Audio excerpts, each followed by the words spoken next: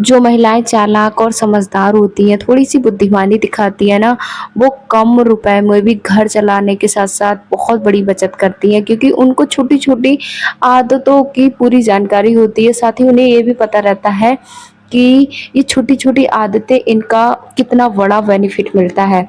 और काफ़ी ऐसी होती हैं जैसे जिनको पूरी नॉलेज नहीं होती है, तो उन्हें लगता है ये सब बकवास है और इनसे कुछ नहीं होता है। लेकिन असली जो दिमागी खेल होता है, बुद्धिमानी का खेल होता है, वो यही होता है। अगर हम सच में बुद्धिमानी दिखाएँ, हर एक महिला अगर अपने जीवन में थोड़ी-सी बुद्धिमानी और होशियारी दिखाए, आपने बहुत सारे ऐसे देखे होंगे कि कहाँ से उठकर आ जाते हैं। मतलब एक के ज़ीरो लेवल पर उनकी ज़िंदगी होती है और यही छोटी-छोटी आदतें ही वो अपनाते हैं और आज वो आसमान को छू रहे हैं। तो hello friends, Radhe Radhe, good morning, कैसे हो आप सभी? उम्मीद करती हूँ आप सभी बहुत अच्छे होंगे, मैं भी बहुत अच्छी हूँ। आज का वीडियो बहुत अच्छा है आप सभी के लिए और कुछ ना कुछ जानकारी आपको हर वीडियो में मिलती ही है, इसलिए वीडियो को बिना स्किप करके देखेंगे। एक भी मिनट का वीडियो आप स्किप नहीं करेंगे, तब आपको कुछ ना कुछ इस वीडियो से, देखिए हर वीडियो से सीखने को तो मिलता है, लेकिन आज कुछ अलग सा सिखाऊँगी मैं, अलग सा बताऊँगी जो हर महिला को अपनी ज़िंदगी में ज़रूर से ज़रूर अपनाना चाहिए। तो मैं ज़्यादा कुछ ही आदतें बताऊँगी जो कि बहुत ज़रूरी हैं हमें अपने जीवन में लागू करने की, हर महिला को चाहिए। और आपने देखा होगा, जैसे आपने काफ़ी ये भी बात देखी होगी कि आपके घर में भी सैलरी उतनी है और पड़ोसी हैं उनके घर में भी सैलरी इतनी है, या जो भी है उनके घर पर भी उतनी अर्निंग मतलब इनकम होती है उनकी और आपके घर पे भी। लेकिन वो अच्छे से चला रही है, उनके पास आज सब कुछ है, अच्छे बच्चों को अच्छे स्कूल में पढ़ाना, लिखाना, सब कुछ, गाड़ी, रुपए, पैसा सब कुछ है उनके पास। और जो इन नियमों को नहीं अपनाती है ना, तो वो थोड़ी परेशान रहती हैं, महीने के लास्ट में तंगी हो जाती है, हाथ खाली हो जाता है। तो आप वीडियो को पूरा देखना, हाथ खाली होने से आपको काफ़ी राहत मिलेगी, क्योंकि आदतें जो, घर चलाने का काम ना हम महिलाओं को ही होता है और हमारे हाथ में ही होता है। घर काफ़ी बहनें कहती हैं कि हमारे हस्बैंड रुपए नहीं देते हैं, पैसे नहीं देते हैं, तो हम कहाँ से पैसे बचाएँ? तो देखिए ये एक, मतलब वो अब आज के टाइम पे तो ऐसा बहुत कम ही हो रहा है, लेकिन हाँ, कुछ लोगों की सोच है, तो उन लोगों की सोच को बदलना चाहिए, वो अपने आप को बदलें। देखिए महिलाएँ कभी भी फालतू खर्च नहीं करती हैं, अगर उनको, और एक बात मैं महिलाओं से भी कहना चाहूँगी, अगर आपको ज़िम्मेदारी दी गई है ना, तो आप घर को सही तरीके से चलाएँ। एक, मतलब आप वो विश्वास बनाएँ कि हाँ, आप घर को अच्छे से मैनेज कर रही हैं। इसलिए भी काफ़ी घरों में पैसे नहीं दिए जाते हैं महिलाओं को, क्योंकि वो फिजूल खर्च कर देती हैं और पैसा सेविंग नहीं कर पाती हैं, इसीलिए और ज़्यादा होता है। नहीं तो अधिकतर अगर महिलाएं सोच समझ के घर चलाती हैं, पैसे बचाती हैं, तो उनको ज़रूर घर दिया, मतलब वो पैसे खर्च करने के लिए दिए जाते हैं। तो पहला जो टॉपिक है, हमारा पहला पॉइंट है, वो है, देखिए पहले खुद के लिए भुगतान करें। आपको यही मैं कहूँगी, देखिए इसका जो अर्थ है ये है कि पहले खुद के लिए भुगतान का मतलब ये है, पहले आप सेविंग को ज़रूरी रखें, बाद में आपको खर्चों को रखना है, पहले बचाना फिर और कुछ खर्चे। तो जैसे ही सैलरी आती है, भगवान के चरणों में आपने रखी, उसके बाद ना आप पहले अपनी सेविंग, आपकी जो भी क्षमता है, आप उसके हिसाब से 10%, 20%, 30% आप निकाल लीजिए और उसको आप ऐसी जगह रख लीजिए जो, मतलब ये लगे कि आपको, मतलब अपने आप से आपका एक नियम तय हो कि हाँ, मुझे इस बार हर बार सैलरी से मैं 2000 निकालती हूँ। जैसे आपको और सारे खर्चे होते हैं ना, जो करने ही होते हैं, उन खर्चों की तरह आप उसको भी रखिए।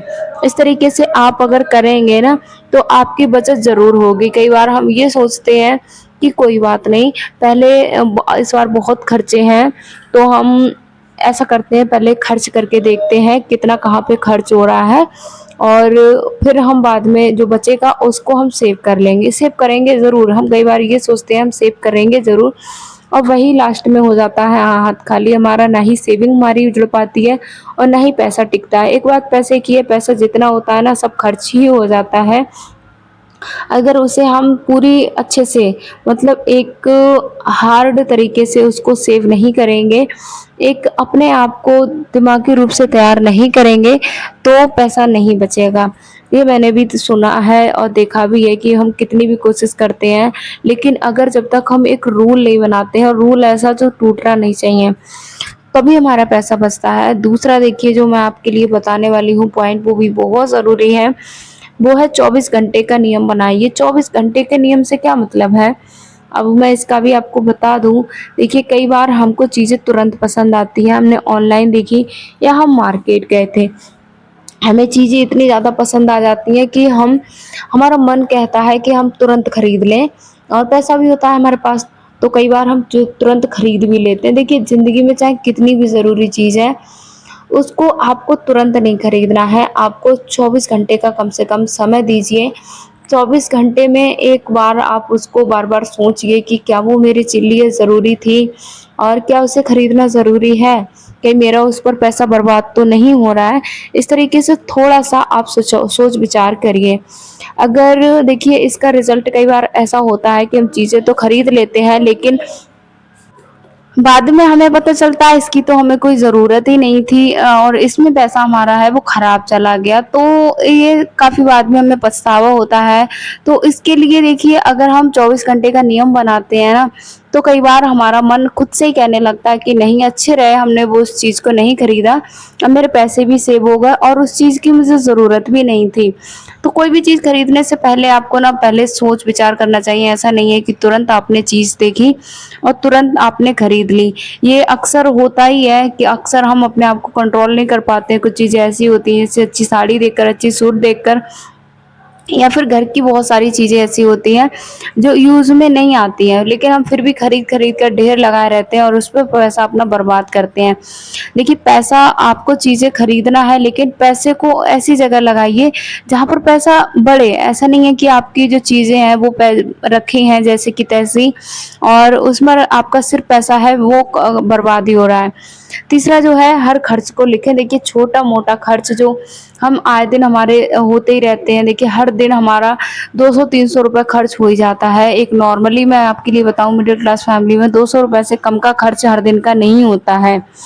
200 रुपए का हर दिन का खर्च से देखिए साग-सब्जियाँ हैं वो भी आती हैं, दूध का खर्च हो गया, लाइट का बिल, अब हमको इकट्ठा तो भरना पड़ता है, लेकिन ये छोटे-छोटे छुट्टे खर्चे हैं ना, कहीं पर आना-जाना हो गया या सब्जियाँ खरीदना, बाहर से कुछ लाना, तो ये 200 से कम रुपए हमारे खर्च नहीं होते हैं।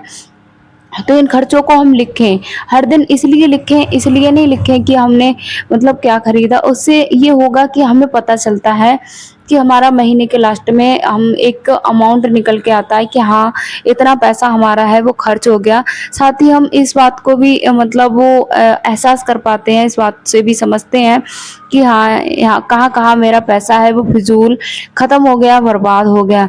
तो इससे भी हमें मतलब वो काफ़ी राहत मिलती है और काफ़ी हमें सलाह मिलती है कि हाँ, हम किस काम पर अब की इस बार पैसा खर्च करें अगली बार और नहीं।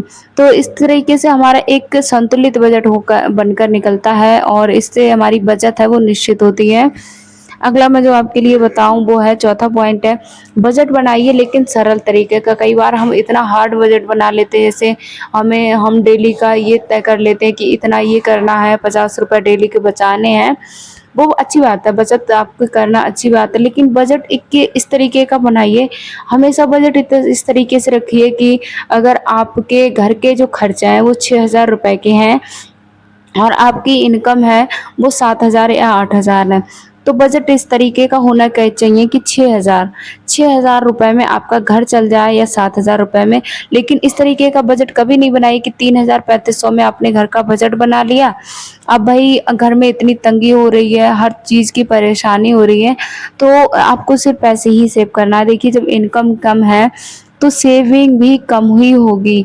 अब ज़्यादा तो सेविंग नहीं हो पाती है क्योंकि खर्चे भाई इतने ज़्यादा हैं, बहुत खर्चे हैं। तो यही तरीका आपको अपनाना है कि आपको कम से कम, देखिए आपको 50% तो कोई सी भी सैलरी में नहीं बच पाता है क्योंकि खर्चे भी हमारे अधिक से अधिक निकल ही आते हैं। तो मैं तो यही राय दूँगी 30 से 40 कोशिश आपकी ये रहनी चाहिए, लेकिन 30 और 40 की बचत अगर आप नहीं कर पा रहे हैं, तो आपको 10 या 20% तो आपको हर हालत में पैसे बचाने हैं। उन पैसों को जब भी पैसे मिलते हैं ना, तुरंत अलग करके रख दिए, तुरंत। बिल्कुल ऐसा नहीं है कि आप अलग करके नहीं रख रहे हैं, उसको यूज़ में ले लेते हैं, ऐसा बिल्कुल भी नहीं करना है। अगला जो मैं आपके लिए बताऊँ वो है कि महँगे दिखने की बीमारी छोड़िए। आधे से ज़्यादा जो फैमिली है ना, वो पैसे इसीलिए नहीं बचा पा रही है, ये बिल्कुल एक रियलिटी है। मैंने भी अब मतलब जब अब इस काम को मैं कर रही थी, तो मुझे भी एहसास हुआ कि हाँ, सच में दिखावे वाली जो बीमारी होती है ना, वो सबसे बुरी बीमारी होती है कि भाई हमको ये लगता है कि अगर हमारे पास ये सारी चीज़ें नहीं होंगी, तो ये क्या कहेंगे, वो क्या कहेंगे, मैं अच्छी साड़ी पहन के नहीं जाऊँगी तो मेरी सहेलियाँ क्या सोचेंगी, मेरी पड़ोसन क्या सोचेगी। हम कई बार ऐसा सोचते हैं, अगर हम पार्लर पे तैयार होके नहीं गए, तो लोग मुझे क्या बोलेंगे कि इसके पास क्या है। कई बार इस तरीके से इस चक्कर में ना हम जो महिलाएँ हैं, वो हज़ारों रुपए फालतू खर्च कर देते हैं। देखिए, दिखावे की बीमारी हमें कर्ज के दलदल में झोंकती है, इस बात को आप मान लीजिए, सच्चाई है, ये एक कड़वी सच्चाई है। तो आप दिखावे से जितना दूर रह सकते हैं, आप दिखावे से जितना बच सकते हैं, उतना बचिए। आपका बजट है, आपको कंट्रोल करना है, और आप जब तक उसे सही से नहीं बनाएँगे ना, सही से उसे नहीं अपनाएँगे, तब तक आप बचत नहीं कर सकते हैं। दिखावे करने से कभी भी हमारी वो जो आर्थिक परिस्थितियाँ हैं, वो सुधरती नहीं हैं, और हालात हमारे बिगड़ते हैं, और कभी-कभी इस कदर बिगड़ जाते हैं कि उनको सँभालने में हमारी पूरी ज़िंदगी निकल जाती है, और वो सँभले से नहीं सँभलते हैं। तो कभी भी दिखावा के चक्कर में अपनी लाइफ में ऐसी परेशानियों को ना खड़ा करें, जो परेशानियाँ आपकी ज़िंदगी को खा जाएँ। तो मैं तो यही कहूँगी कि दिखावे से अच्छा है कि आप उस पैसे को दिखावे में लगाने की जगह आप उसको सेविंग करें। अगर आप दिखावा करना ही चाह रहे हैं, तो आप छोटी-छोटी ज्वेलरी लेना, कि महँगे कपड़े और महँगे मेकअप में आपका खर्च जो होता है, वो हमेशा मेकअप मतलब महँगा मेकअप, हमेशा महँगे कपड़े खरीदना ज़रूरी नहीं है। कभी-कभी देखिए, मन की खुशी के लिए कभी-कभी चलता है, लेकिन ये ज़रूरी नहीं है कि हर जगह हम अपना दिखावा शो करने के लिए हमेशा महँगे-महँगे कपड़े खरीदें। देखिए, फ़ैसला आपके हाथों में है। मैं तो भई इस चंगुल से बहुत दूर रहती हूँ। मुझे बिल्कुल भी फ़र्क नहीं पड़ता कि कौन मेरे बारे में क्या सोच रहा है। देखिए, क्योंकि मुझे पता है मेरी आर्थिक स्थिति क्या है। मुझे पता है मेरे पास हज़ार ही रुपए हैं, उसी से मुझे अपना वो जो है, मेरे महीने के जो 4 दिन बचे हैं, जो 8 दिन बचे हैं, 10 दिन बचे हैं, वो मुझे चलाने हैं। मुझे बच्चों को भी देखना है, इमरजेंसी कहीं से पड़ जा रही है तो उसको भी मुझे देखना है। जो कि जिसके लिए मैं दिखावा कर रही हूँ, जिन लोगों को मैं दिखाने के लिए ये सारे खर्चे कर रही हूँ, वो नहीं आने वाले हैं। वो एक जब वो देखिए इस तरीके से भी मज़ाक बनाएँगे, जब हमारे पास कुछ नहीं होगा ना, तब भी वो मज़ाक बनाएँगे। तो मज़ाक का टॉपिक ना छोड़ें, कभी भी अपने जीवन में आगे बढ़ें। शुक्रवार के दिन का ये वीडियो है, और मैं यहाँ पर शाम को पूजा करने के लिए लगा रही हूँ पोछा। अगला मैं जो पॉइंट बताऊँ आपके लिए, छठा पॉइंट है, हर बड़ी हुई आय को मतलब पूरा पैसा खर्च मत करिए। कई बार ऐसा होता है कि हमारा प्रमोशन हो जाता है, हमारी सैलरी बढ़ जाती है। हस्बैंड की जैसे सैलरी बढ़ गई, और हमारा पहले 6,000 में ही घर चल रहा था, अब वो हस्बैंड की 10,000 हो गई है। हमारा फिर भी उतने ही हमारे पैसे अब 10,000 खर्च हो जाते हैं। तो यही तो मानसिक रूप से हमको अपने आप को सहमति करनी होती है। तो हमें अपने मन को समझाना होता है। पहले हम 6,000 में घर चला रहे हैं, अब हमारी इनकम बढ़ गई है, और हमने खर्चों को भी बढ़ा लिया। तो अगर आप सेविंग करना चाह रहे हैं, तो आपकी इनकम बढ़ी है, लेकिन आपको खर्चों को कुछ दिनों के लिए वैसे ही रखना है, तभी आपकी बचत है वो शुरू हो जाएगी। तो आपको ये आदतें ज़रूर अपनानी चाहिए। देखिए, कई आपने देखा होगा कि हम महिलाएँ होती हैं, वो हम महिलाएँ क्या, पुरुष क्या, घर में जब भी थोड़ा बहुत भी पैसा हमें एक्स्ट्रा मिल जाता है, बोनस के रूप में मिल जाता है, तो हम फिज़ूल खर्चों के बारे में सोचने लगते हैं, जो कि ज़रूरी नहीं होते हैं। कभी-कभी खुशी में देखिए, साल 2 साल में, साल भर में एक बार खुशी, जैसे एक त्योहार, आप बर्थडे हो गया बच्चों के, उन पर आप बच्चों को अच्छे कपड़े और उनकी खुशी के लिए आप वो खर्च कर सकते हैं। आप दिल खोल कर खर्च कर सकते हैं, क्योंकि आप कमा रहे हैं, किसके लिए कमा रहे हैं? बच्चों के लिए ही तो कमा रहे हैं।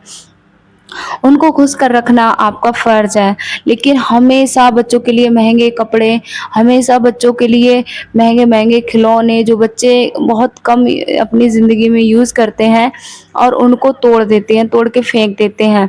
तो खिलौने दिलाइए, लेकिन ऐसे खिलौने दिलाइए जिससे बच्चे कुछ सीखें भी और उनके टिके भी, है ना?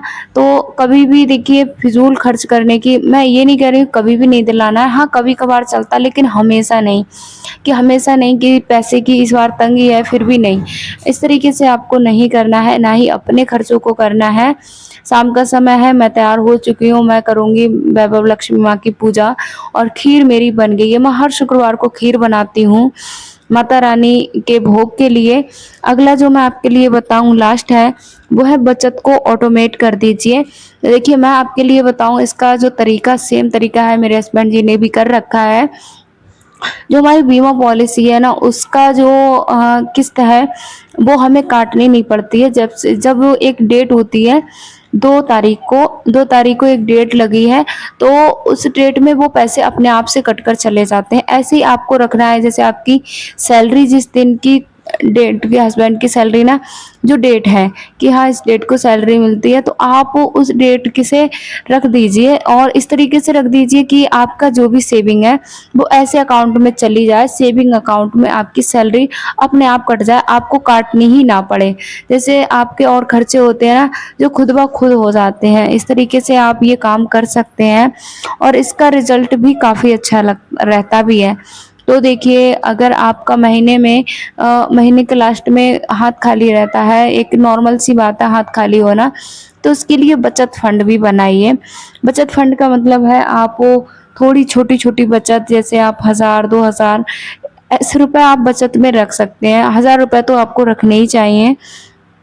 इसलिए रखने चाहिए अचानक आई हुई जैसे काम निकल आते हैं, कभी सिलेंडर ख़त्म हो जाता है, तो कभी गैस मतलब बच्चों को कहीं ले जाना होता है, कभी बुखार जाड़ा है या कहीं पर अचानक अचानक देखिए हमें नहीं पता होता है लेकिन अचानक के लिए 1000 रुपए इमरजेंसी फंड हमेशा बना के रखिए और उसको भी आपको ऐसी जगह रखना है जो आपको बार-बार ये नहीं कि काम में ले लिया या बेईमानी कर ली कि हाँ, चलो कोई बात नहीं आज कोई खर्चा नहीं आया अपने महीने के 15 तारीख हो गई या 18 तारीख हो गई, तो ऐसा लगने लगे कि अब तो चलो कोई इमरजेंसी नहीं आई, तो चलो इन रुपए को खर्च कर लेते हैं। आपको महीने के लास्ट तक जब तक आपकी दूसरी पेमेंट नहीं मिल जाती है, हस्बैंड की सैलरी नहीं आ जाती है, तब तक उस पैसे को आपको खर्च नहीं करना है। और इस तरीके से जब वो आपके हस्बैंड की सैलरी आ जाएगी, इमरजेंसी नहीं आती है तो आपको नहीं खर्च करना। इमरजेंसी के काम के लिए आप अगर आपने उस पैसे को रखा है ना, तो सिर्फ़ उसी के लिए आपको खर्च करना है। ऐसा नहीं है कि आपका मन किया और बाद में इमरजेंसी पड़ जाती है ना, तो भी हमारा हाथ खाली हो जाता है। हम इमरजेंसी का जो पैसा रखते हैं, इमरजेंसी फंड बना तो लेते हैं और पैसे फिर हम खर्च कर लेते हैं, तो वही इस तरीके से आप कर सकते हैं। और मैं एक तरीका आपके लिए बताऊँ, जिनके घर में पैसा नहीं टिकता है, पैसा आ नहीं रहा है, तो आप वैभव लक्ष्मी माँ का व्रत कर सकती हैं, उनकी पूजा कर सकती हैं, जो कि बहुत सरल और अच्छा, बहुत प्रभावशाली व्रत है। मैंने इस व्रत को किया, सही बता रही हूँ, मेरे घर में भी काफ़ी प्रॉब्लम थी। मैंने ये व्रत किया था मई में, मैंने शुरू किया था पिछली मई 2025 में। मई, जून, जुलाई, अगस्त, सितंबर, अक्टूबर, नवंबर तक हमने पैसे इकट्ठे किए थे और नवंबर में हमने फिर बाइक ली थी और पिछले मतलब 2 सालों में हम नहीं कर पाए वो काम माता रानी ने हमारा 6 महीने के अंदर कर दिया। तो आप इस काम को कर सकते हैं देखिए, और ये बहुत सरल और बहुत ही ज़्यादा प्रभावकारी व्रत है। तो मैंने तो इस व्रत को किया है, तो आज मेरा व्रत है, तो मुझे तो माता रानी पे पूर्ण विश्वास है और माता रानी हमेशा सबका मनोकामना है वो पूरी करती हैं और हर इच्छा को पूरी करती हैं। तो आज का वीडियो आप सभी के लिए कैसा लगा? वीडियो अगर अच्छा लगा हो तो एक लाइक करके चैनल को सब्सक्राइब ज़रूर कर लेना और छोटा सा कमेंट करके ज़रूर बताना कि आपको मेरे वीडियो कैसे लगते हैं।